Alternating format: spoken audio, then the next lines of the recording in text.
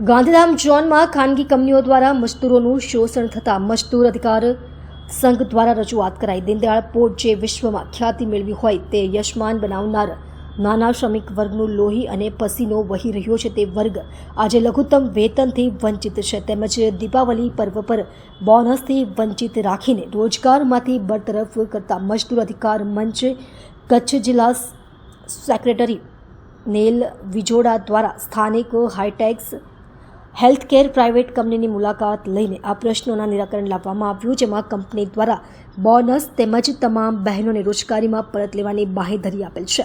Story ભરત ઠાકોર, કચ્છ।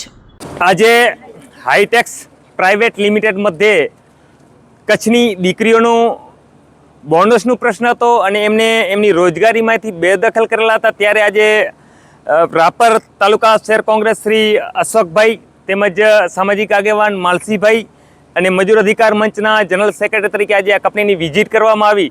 ત્યારે અમને અહીંયા જાણવા મળ્યું કે સમગ્ર દેશમાં જે આજે દીનદયાળ પોર્ટ થકી અર્થતંત્ર મજબૂત બન્યું હોય ભારતનું, ત્યારે આ અર્થતંત્રને મજબૂત બનાવનારા જે દેશના શ્રમિકો છે એમને બોનસ નથી ચૂકવવામાં આવતું। એમને જે લઘુત્તમ વેતન ધારા મુજબ અર્ધકુશળ અને કુશળ કારીગરોની જે વ્યાખ્યા મુજબ એમને માનદ વેતન મળવું જોઈએ, માનદ વેતન પણ નથી આપવામાં આવતું। ત્યારે એના ઇન્ચાર્જ મેનેજર સાથે આજે વાતચીત કરી અને તેમજ અહીંયાના જે જીએલઓ છે government labour officer Shri Hardik Patel એમને પણ વિનંતી કરી કે દેશના આખા અર્થતંત્રને મજબૂત કરતો હોય, આખા વિશ્વની અંદર દીનદયાળ પોર્ટનું નામ ઊંચો હોય અને એને ઊંચો લાવવામાં કોઈ ઔદ્યોગિક માલિકોના નામોનું નથી કામ, પણ આની અંદર નાના જે શ્રમિકો કામ કરી રહ્યા છે એના લીધે આજે દેશનું ઇકોનોમિકલ અર્થતંત્ર આજે આપણું મજબૂત છે, દીનદયાળ પોર્ટનું મજબૂત છે। ત્યારે દીનદયાળ પોર્ટના પ્રબંધકને પણ મારી વિનંતી છે આ વિડીયોના મારફતે કે તમામ જે સ્પેશિયલ ઇકોનોમિકલ ઝોનની અંદર આવતી નાની મોટી કંપનીઓ તમામને લેટર પાઠવે કે તમામ શ્રમિકોના સેફ્ટી ઇક્વિપમેન્ટ પણ એ આપે, એમને બોનસો આપે, એમને જે લઘુત્તમ વેતન ધારા મુજબ એમને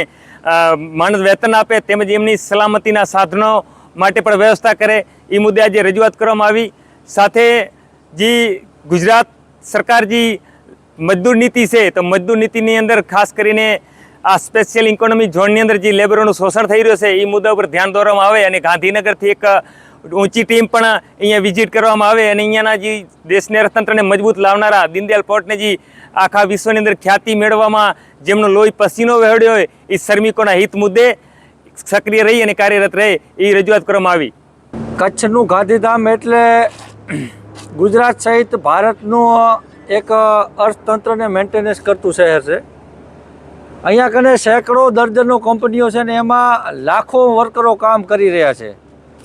ઔદ્યોગિક દ્રષ્ટિએ આ એક વિકસિત શહેર કહેવામાં આવે છે, પણ જે અહીંયા જે મૂળ વિકાસમાં જે પાયાના પથ્થરો કહી શકાય એવા કંપનીઓના વર્કરો સાથે અહીંયા છેલ્લા કેટલાય સમયથી એવી ફરિયાદો મળતી હતી કે શોષણ થઈ રહ્યું છે।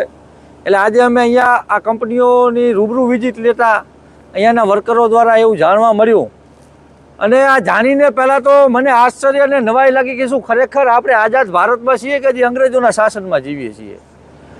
લેડીઝોને વોશરૂમ જવા માટે પણ અલગથી મંજૂરી લેવી પડે ને એમાંય કહેવામાં આવે કે તમે વોશરૂમ જાઓ તો પાણી ભેગું પીને આવજો, પાણી માટે અલગ રજા નહીં મળે। ખરેખર આવું અંગ્રેજોના શાસનમાં નહોતું થતું। આજે અહીંયા અમે ગાંધીધામ ખાતે આવ્યા છીએ। આજે ગુજરાત પ્રદેશ ભારતીય જનતા પાર્ટીના પ્રમુખ પણ આજે કચ્છની મુલાકાતે છે, ત્યારે એમને પણ અહીંયાથી કહેવા માગું છું કે ખરેખર જે કચ્છના જે પાયાના પથ્થરો છે, જે આ વર્કરો કહેવાય, આ કંપનીની ખરેખર તમારે વિઝિટ લેવી જોઈએ અને જુઓ કે અહીંયાના લોકો ઉપર કેવું શોષણ થઈ રહ્યું છે। કચ્છના 6 ધારાસભ્ય, કચ્છના સાંસદશ્રીને પણ હું અહીંયાથી કહેવા માગું છું કે આ મજૂરોની વેદના, વર્કરોની વેદના તમારે સમજવી જોશે। આ સ્પેશિયલ ઇકોનોમિક ઝોનમાં લગભગ દર્જનો કંપનીઓ છે। આ તમામ કંપનીઓની આ પરિસ્થિતિ છે। અહીંયાથી જે અમે જાણ્યું એમાં સ્પષ્ટપણે એવું દેખાય છે કે તમામ કંપનીઓનું આવું છે। આવું ખરેખર અંગ્રેજોના વખતમાં એકદમ હિટલરશાહી જેવું આ વર્કરો સાથે વલણ કરવામાં આવે છે। અહીંયા વર્કરોએ બોનસની માંગણી માટે આંદોલન કરવું પડતું હોય।